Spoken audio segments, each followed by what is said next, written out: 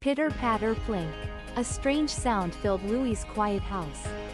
Outside, big raindrops made big puddles. No playing in the garden today.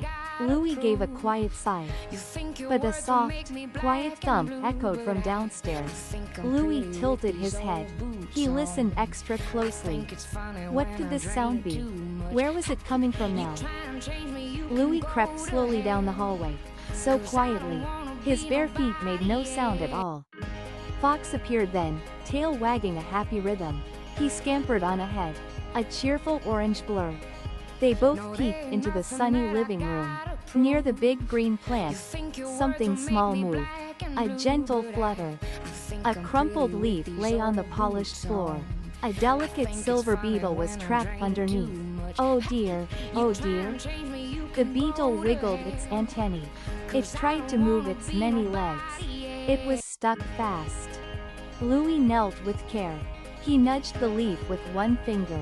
So carefully. The beetle buzzed once, a quiet thank you. Then it scampered away so fast. Soon, soon, soon. A feeling of rightness spread through Louie's chest. Everything felt peaceful and easy inside.